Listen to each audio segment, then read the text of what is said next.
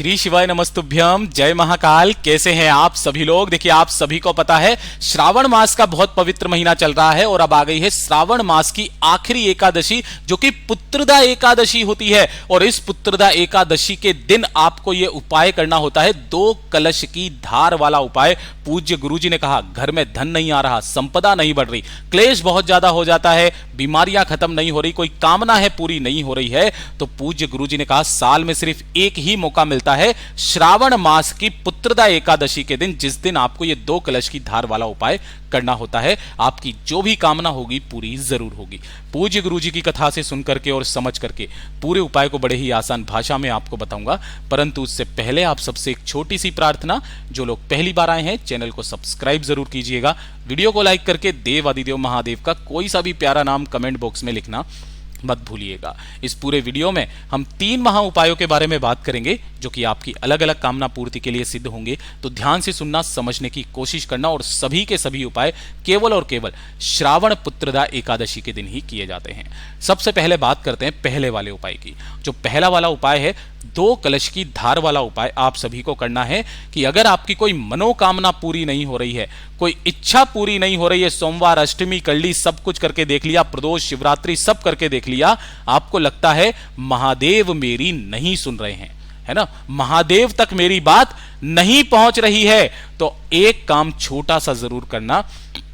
इस श्रावण मास की पुत्रदा एकादशी के दिन आपको 2 कलश तैयार करने हैं। अब जरूरी नहीं है कि दोनों के दोनों कलश ही आपके तांबे के हों, ठीक है ना, एक तांबे का एक स्टील का हो जाए, कोई दिक्कत नहीं है, ठीक। दोनों ही कलश में आपको क्या भरना है? अपने घर का जल। अब काफी सारे लोग बोलते हैं, भैया आपने ये जल तो बता दिया, इनको ले जाना बड़ा मुश्किल होता है, तो एक काम किया कीजिए कि किसी भी बोतल के अंदर आप जल भर लें, उसे ले जाएं और वहां पर जाकर के आप उपाय कर सकते हैं, ठीक है ना। मैं भी ऐसे ही करता हूं, जब भी मैं कोई उपाय करता हूं इसी तरीके से करता हूं, बोतल में जल लेकर के जाता हूं।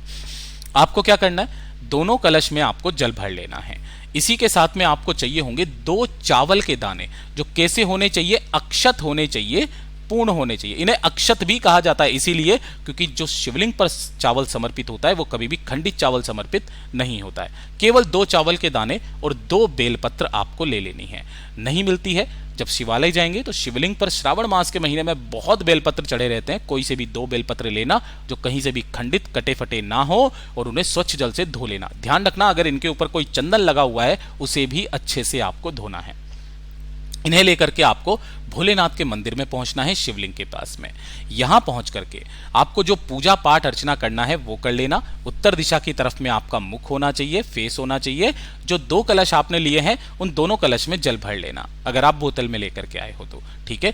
दोनों ही कलशों के अंदर आपको एक एक जो बेलपत्र लेकर के आए हो, शिवलिंग से टच स्पर्श करा करके एक एक बेलपत्र दोनों कलश में डाल देना, और एक एक चावल का दाना अपनी कामना कह करके, जिस विशेष मनोकामना से आप आए हो उस कामना को कह करके दोनों ही कलश में आपको जल डाल देना है, मतलब चावल डाल देना है। और उसके बाद में दोनों हाथों में आपको एक एक कलश पकड़ लेना है। अब पूज्य गुरुजी ने कहा, जब आपकी कोई कामना पूरी नहीं हो रही होती है, सब कुछ करके आपने देख लिया, तो अपने जल चढ़ाने के क्रम को बदलिए। काफी बार आपने भी सुना होगा, यहां पर जो आपको जल समर्पित करना है तो उसका नियम क्या कहता है? जो दोनों हाथों में आपने एक एक कलश लिया है, ठीक है ना, उन दोनों से आपको एक साथ जल की धार कहां से स्टार्ट करनी है? ध्यान रखना, जलाधारी से आपको इन दोनों कलशों से जल की धार को स्टार्ट करना है। यहां से जाकर के आपको ऐसे करके जल की धार शिवलिंग के इस कटी भाग से चारों तरफ लगा करके और वापस इसी स्थान पर आना है, और फिर से वापस आपको यहां से जल की धार ले जाकर के दोनों कलशों से एक साथ शिवलिंग तक लेकर के जाना है। समझ आया? दोनों ही कलश से आपको जल की धार पहले जलाधारी से लेकर के और कटी भाग के चारों तरफ से घुमाते हुए उसी स्थान पर आना है, और फिर से वापस ऐसा का ऐसा ही सीधा का सीधा शिवलिंग तक लेकर के जाना है।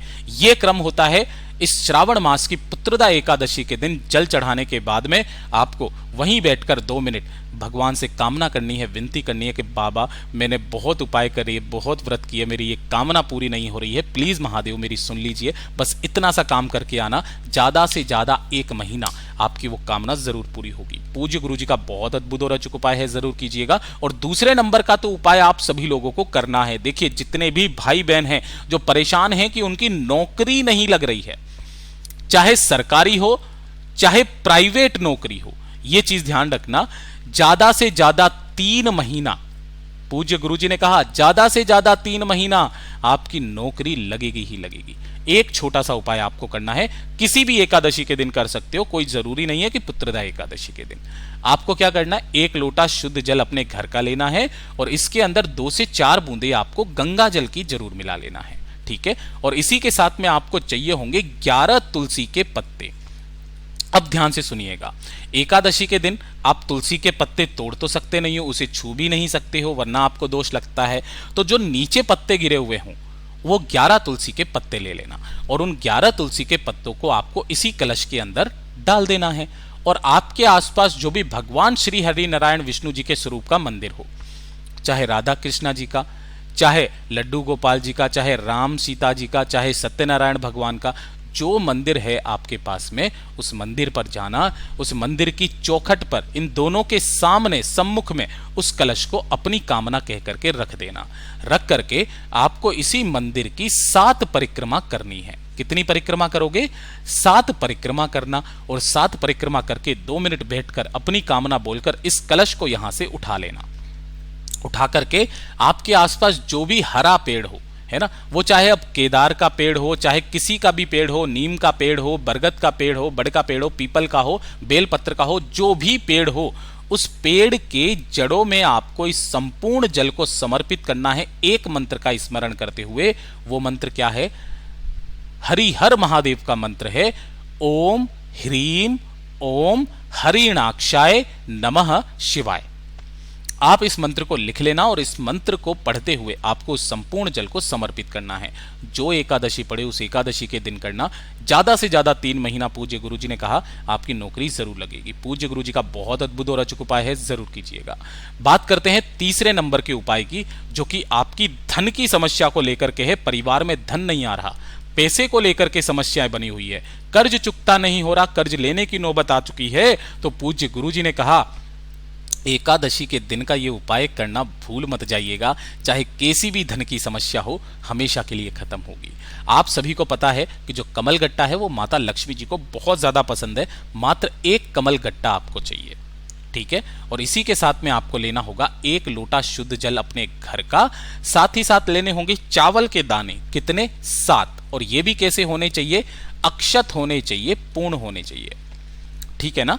और इसी के साथ में लेना होगा आपको 1 बेलपत्र, जो कहीं से भी खंडित कटा फिटा ना हो। शिवलिंग के पास जाएंगे, अगर नहीं मिलता है तो शिवलिंग से उठा लेना, धो करके काम में ले लेना। देखिए, अब जब भी आप इस उपाय को करेंगे ना, तो जो कमल गट्टा लिया है उस कमल गट्टे को आपको इसी जल के अंदर डाल देना है और चावल भी इसी के अंदर डाल देना है। मैं यहां पर लिख देता हूं, चावल और कमल गट्टा आपको इसी के अंदर डालना है, लेकिन बेलपत्र आपको इसके अंदर नहीं डालना है, ठीक है। इसी क्रम में आपको लेकर के भोलेनाथ के मंदिर शिवलिंग के पास पहुंचना है। शिवलिंग के पीछे की तरफ में बैठना है, उत्तर दिशा की तरफ मुख करके। सबसे पहले जो आपने एक कलश लिया है जिसके अंदर आपने चावल और कमल गट्टा डाला हुआ है, उसे आपको यहां रखना। और जो एक बेलपत्र है, उस एक बेलपत्र को इस कलश से स्पर्श करा करके भोलेनाथ की शिवलिंग पर आपको समर्पित करना है कुंदकेश्वर महादेव के नाम से। इस तरीके से कि डंडी जलाधारी की तरफ रहे, बीच वाली पत्ती का मुख आपकी तरफ रहे। किन के नाम से करोगे? कुंदकेश्वर महादेव के नाम से, ठीक है। और उसके बाद इस लोटे को उठाना, अपना नाम और गोत्र बोल करके इस संपूर्ण जल को आपको इसी बेलपत्र के ऊपर, शिवलिंग के ऊपर समर्पित करना है, श्री शिवाय नमस्तुभ्यम का स्मरण करते हुए। जब ये पूरा जल समर्पित हो जाए, जितना जल आप रोक सको जलाधारी से जो नीचे गिर रहा है, उस जल को आपको रोकना है और इसी जल को ले जा करके अपने घर पर जाना, अपनी दुकान पर जाना, जिस जगह पर भी आपके धन रखने का स्थान हो, सभी स्थानों पर इस जल को छींट देना। इस जल का इतना बढ़िया प्रभाव है कि माता लक्ष्मी जी को आना ही पड़ेगा आपके घर में। पूज्य गुरुजी ने कहा सदैव मां लक्ष्मी का एक अंश आपके घर में विराजमान रहेगा। पूज्य गुरुजी के सभी उपाय बहुत ही ज्यादा खास और अद्भुत है, जरूर कीजिएगा। वीडियो पसंद आए लाइक जरूर करना, चैनल को सब्सक्राइब जरूर कीजिएगा।